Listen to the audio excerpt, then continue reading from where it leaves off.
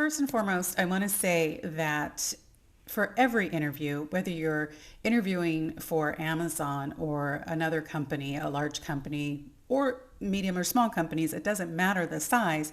For any company that you are preparing to interview for, you do have to set aside some time to get to know the company a little bit, research their background if you're not familiar with them, and gain some insight that could help you to stand out from everyone else who's also trying to get a job with the same company.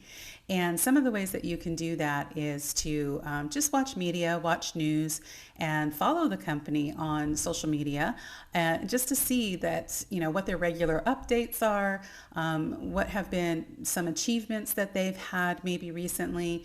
It's possible that the company that you're interested in working for has won some awards for philanthropy or some other consideration. And so it's always helpful and beneficial for you to learn a few things about the company that you're interested in working for prior to stepping into an interview. The interview process with Amazon is unique, and you've probably heard this from other Amazon recruiters and or former Amazon recruiters.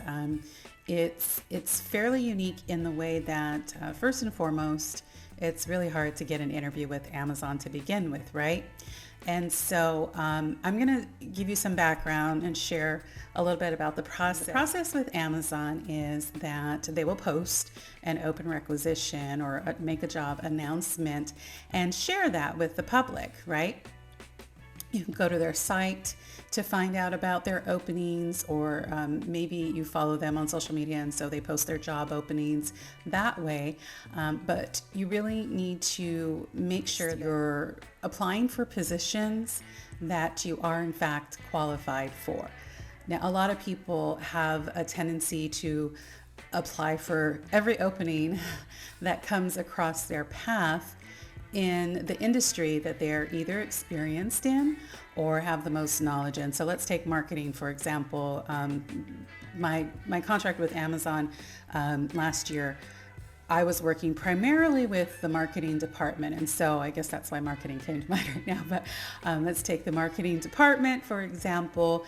If you are educated in marketing, went to college for a marketing degree, and maybe you have 1 or 2 years of experience working in marketing and or advertising or something similar, and you apply for a role at Amazon, you still need to make sure that your resume contains relevant keywords to the role that you're applying for, because marketing is broad, right? So there could be a lot of different facets of marketing that Amazon might have an opening for, and it might not necessarily be the best fit for your previous experiences and or skill set or education and training, right? And so you need to make sure that you do choose roles that fit as closely as possible with your education and your experience.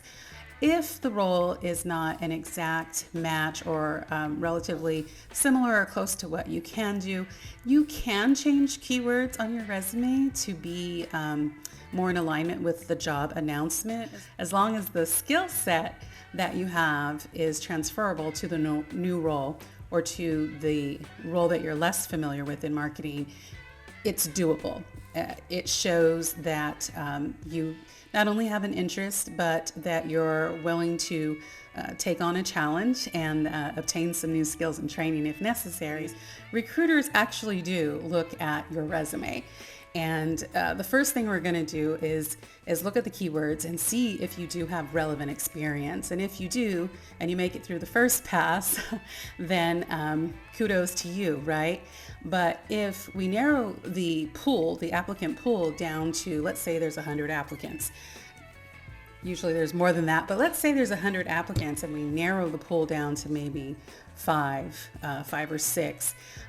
Then those 5 or 6 really have to match very closely the specifications that have been outlined on the job announcement. It's really important for you to make sure that your skill set is a match or relatively similar to the skill set and the requirements that the job announcement has listed, as wanting. Now, there's always two sections on a job announcement, right?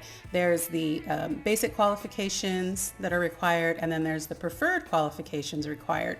So what I'm talking about right now is the basic qualifications, those items that you see listed under the basic qualifications requirement section are the skill set or are the keywords that I'm talking about. Preferred qualifications are always like, oh, our ideal candidate would meet the basics, but then it would be great if they had all of these other things or some of these other things, right? And so when I'm working with a client, I always tell them, don't worry too much about the preferred qualifications. Just make sure that you really have the basic qualifications that the company is looking for, because if you do that, that's half the battle. If you can meet all of those requirements, that's a huge win for you, right? But if you don't meet those basic qualifications at least, then you need to see if there are some skills that you have that are transferable and you can reword it on your resume so that they do fit. You can't really expect the recruiter to read between the lines, so to speak. Here's the problem with that. As much as we would like to be able to move a candidate such as this forward in the process, and we sometimes do and sometimes can,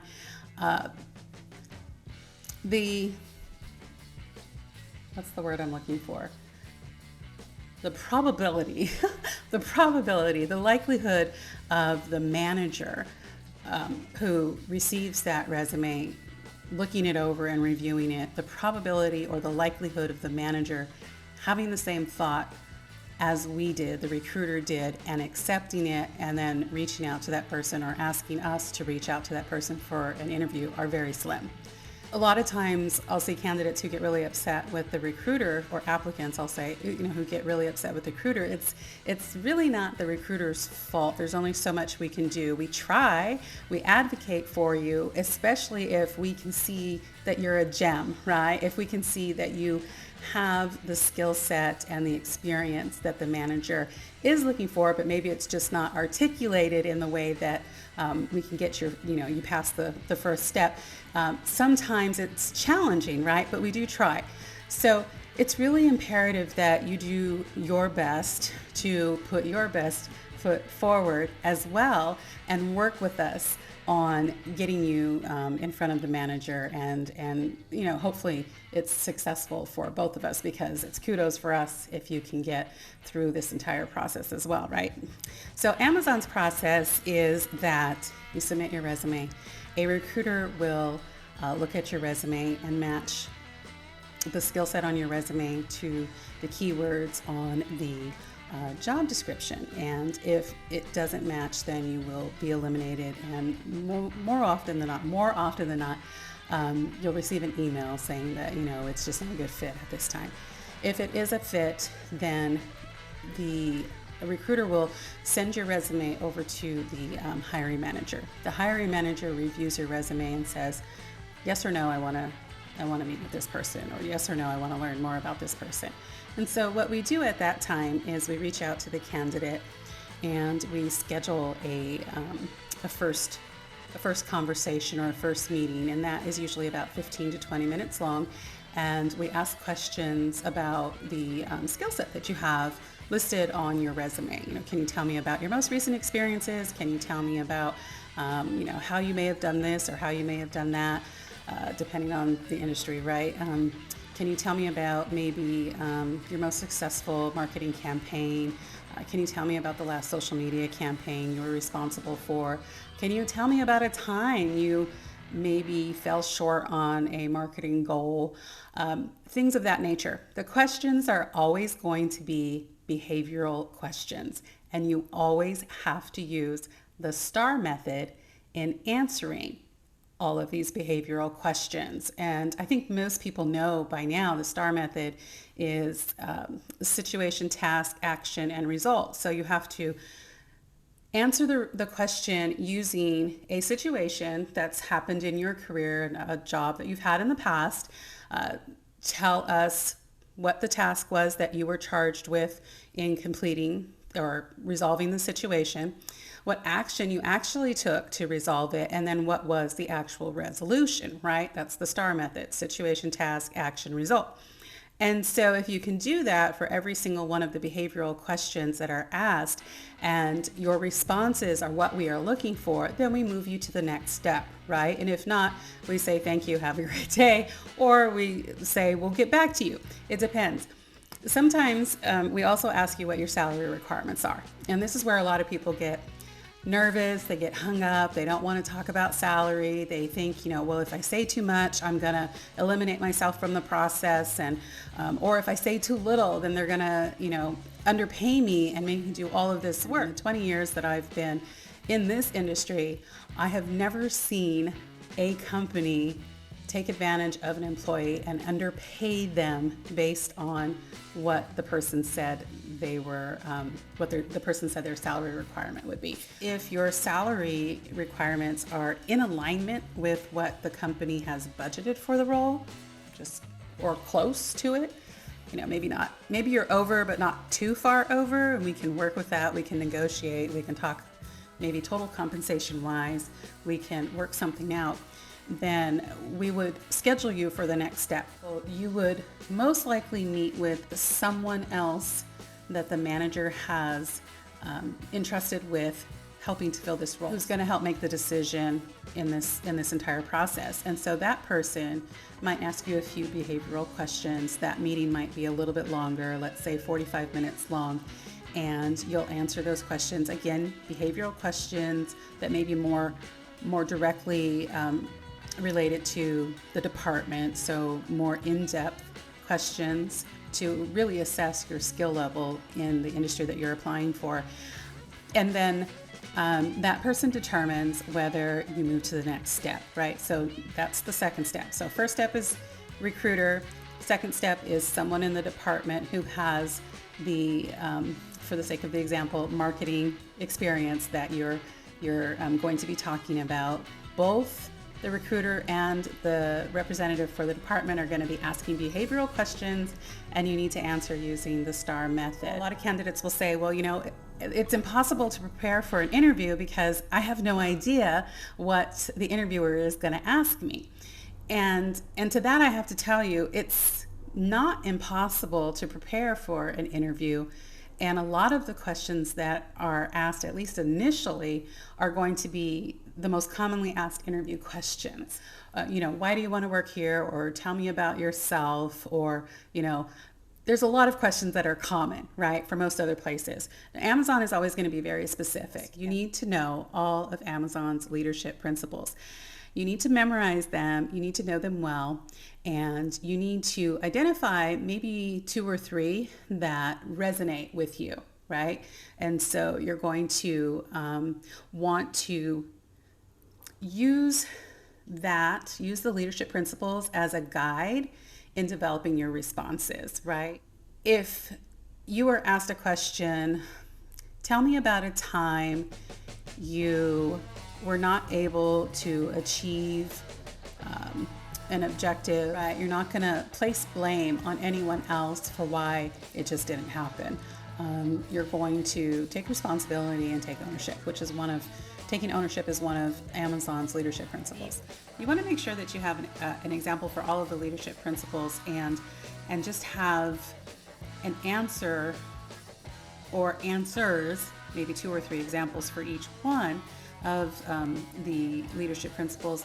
When you are asked a question, you should be able to pull at least 1 or 2 out of the hat that fit that question. And that's how I prepared when I had my interview. So I went over the leadership principles. I asked myself a lot of the most commonly asked interview questions. I wrote down my responses, and I determined which leadership principle I thought it applied to. And I practiced those and I recited those, and I didn't memorize them word for word, but I knew what my examples were going to be for a lot of the questions that I might be asked. And Amazon wants you to be successful. They will send you information to prepare for the interview. They will share the entire process with you. And so it's not too difficult to get an interview or get through an interview with Amazon. It's difficult to get an interview, but it's not too difficult to get through an interview if you prepare. And there's lots of resources out there that you can use to prepare for an Amazon interview. It's just kind of give you the gist of what you might expect and some quick tips on how to prepare for it. You've met with a recruiter, you met with someone within the department. The next step is to meet the hiring manager and probably a few more people in the department together, right? And so not the recruiter again, you won't meet the recruiter again, but you will meet with the hiring manager, and probably on average 3 to maybe 5 more team members will join the interview process. And that can be intimidating, right? Large, I want to say panels, but it's not a panel because you're not going to meet all of them at the same time. You'll meet with them back to back. And the way this works is if it's that many people, or even 5, you can choose to split the interview process over the course of 2 days. Amazon does allow you to do that. So if you're more comfortable just banging them all out back to back to back to back, you can do that. But if it's too much for you, it's too overwhelming, and you want to split it over the course of 2 days, Amazon allows you to do that. You just have to decide that beforehand, right? If you do decide to have them all in one day, back to back, then it's probably 45 to 50 minutes per person, and there will be breaks scheduled in between so you can get up and use the restroom or get something to eat throughout that process, right? Amazon does have an assessment as well. You should know that. And I think the assessment may be a writing assessment across the board for every role or most roles, because Amazon is really big on writing. The topics may be different. The level of expertise that they require certainly must be different, but it is something that every applicant needs to go through, or most, I'll say most applicants, depending on the role, but you get what I'm saying. The entire process of getting through this, including the assessment, could take 2 to 3 months. That's a long time for a lot of people, and Amazon's just not quick about their hiring process. They're not going to, interview you one day and get back to you the next. It doesn't happen that way. There's a series of interviews you have to go through.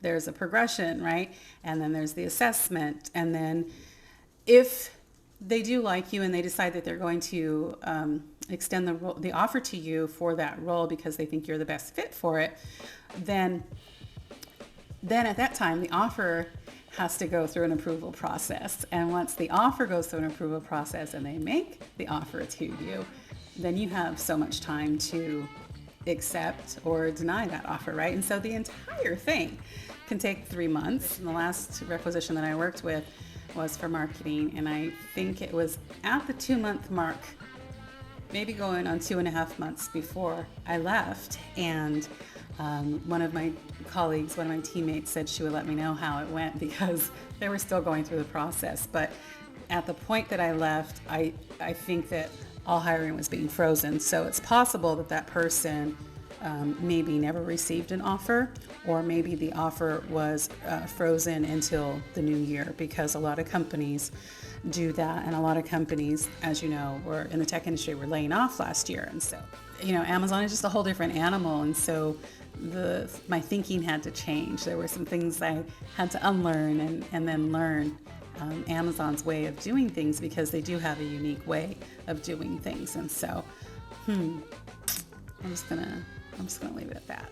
Amazon has a higher expectation than a lot of other companies, and so I believe that to work with Amazon, you really have to be above average. You have to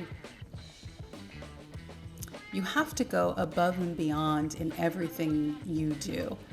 You have to show that you are unique, that you are the cream of the crop, so to speak. You have to show that you're the obvious choice no matter what.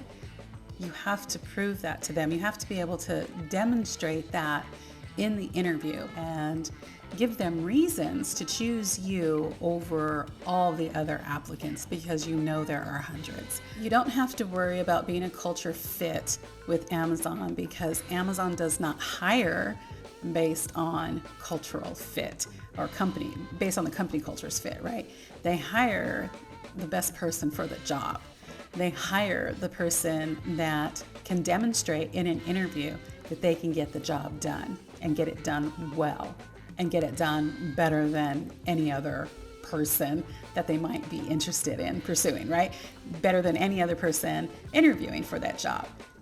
That's the person that they want. And if you have any questions about the Amazon interview process, go ahead and put them in the comments and I will answer them. And if you want me to clarify anything that I've said, I would certainly be happy to do that for you as well. And I highly recommend you follow Holly Lee's channel. Follow Holly Lee. She does a live Q&A every Tuesday, and it's amazing. She does incredible videos, like I said, every Tuesday. She puts other videos out throughout the week. She knows a lot about Amazon. She worked there for years. She talks about the bar raiser. I didn't talk about the bar raiser. I think it's something that people probably shouldn't worry about too much in an interview. It's not important for you to be able to figure out who the bar raiser is in the interview. It's not. So again, behavioral responses, quantify as much as possible, situation, task, action, and then the result in the form of numbers, and you should be successful. Follow Holly Lee, and again, if you have any questions, leave them in the comments. I hope this information was helpful, and if it was, let me know, and I wish you all the best in your job search and your career advancement or business building, wherever you are right now in your life. I wish you all the best.